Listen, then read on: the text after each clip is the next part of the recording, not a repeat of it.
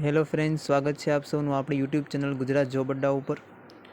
મિત્રો, આજે આપણે જોવાના છે પોલીસ કોન્સ્ટેબલ માટેનું અંદાજિત મેરિટ લિસ્ટ કે ભાઈ દરેક કેટેગરી છે, ઓબીસી છે, જનરલ છે, એસસી છે, એસટી છે, કેટેગરી પ્રમાણે કેટલા માર્ક્સ હોય તો આપણે આગળ તૈયારી ન કરતાં આપણે ડાયરેક્ટ જોબ મળી શકે એના માટે આપણે કેટલા માર્ક્સ મિનિમમ હોવા જોઈએ જેથી આપણે આગળ જતાં મેરિટ લિસ્ટમાં આવી જઈએ. તો એની માટે ઘણા બધા એકેડમી અને ઘણા બધા લોકોએ અલગ અલગ પ્રકારના મેરિટ લિસ્ટ આપ્યા છે, પણ આજે હું જે તમને મેરિટ લિસ્ટ આપીશ એ મેરિટ લિસ્ટ લગભગ સાચું રહેવાની શક્યતા પૂરેપૂરી રહેશે. એની અંદર જો તમને વાત કરું તો કે ઓબીસી, જનરલ, એસસી અને એસટીનું મેરિટ કેટલું રહી શકે, તો એની અંદર હું તમને વાત કરું પહેલાં ઓબીસીની. તો ઓબીસીની અને જનરલની અને એસસીની આ ત્રણેયનું મેરિટ લિસ્ટ એક સાથે જ હું તમને આપી દઉં. તો એક સાથે જો જોવા જઈએ તો એની અંદર પુરુષ અને મહિલા, તો પુરુષનું મેરિટ અંદાજ પ્રમાણે 115 પ્લસ રહેવાની પૂરેપૂરી શક્યતા છે. 115 પ્લસ રહેવાની પૂરેપૂરી સંભાવનાઓ છે અને મહિલાઓનું 110 પ્લસ રહેવાની રહી શકે છે. આ આપણા એસસી, જનરલ અને ઓબીસીની વાત કરી. જો તમે એસટી કેટેગરીમાંથી આવતા હોય તો એસસી કેટેગરીની પુરુષો માટે 105 પ્લસ રહી શકે છે અને જો મહિલા હોય, એસટી કેટેગરીની કોઈ મહિલા હોય તો એમનું મેરિટ 100 પ્લસ રહી શકે છે.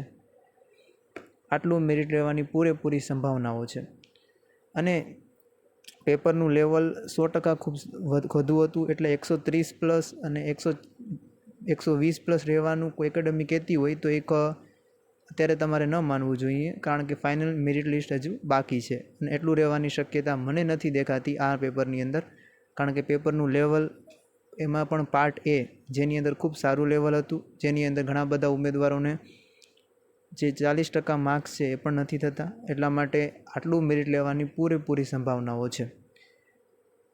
અને જો બીજી વાત કરીએ તો કે જો તમારા 99% જો તમારે આ ભરતીની અંદર લાગવું હોય તો અમુક ઉમેદવારોના એવા પ્રશ્નો હોય છે કે અમે આ ભરતીની અંદર પાસ થવા માટે કેટલા માર્ક્સ જરૂરી છે.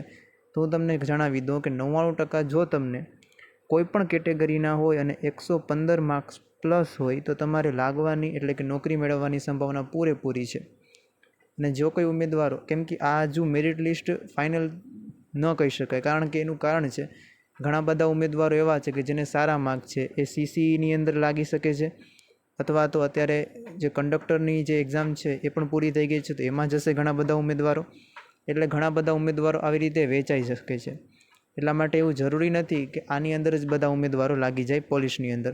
એટલે ઘણી બધી જગ્યાઓ છે, એટલા માટે મેરિટ લિસ્ટ એટલું બધું હાઈ રહેવાની કોઈ સંભાવના નથી. પણ જો જે ઉમેદવારને 115 પ્લસ છે એ ઉમેદવારો બિનદાસ્ત રહે, એને કોઈ મૂંઝાવવાની જરૂર નથી. એ પોતાની રીતે બીજી તૈયારી કરવી હોય તો પણ કરી શકે છે, પણ 115 પ્લસ છે એમને મૂંઝાવવાની કોઈ જરૂર નથી.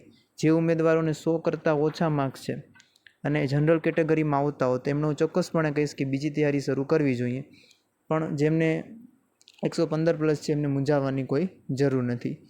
આ રીતે આપણું મેરિટ લિસ્ટ પોલીસ કોન્સ્ટેબલનું રહી શકે છે. જો તમે ચેનલ સાથે નવા જોડાયેલા હોય તો ચેનલને લાઇક, શેર અને સબસ્ક્રાઈબ કરી નાખજો.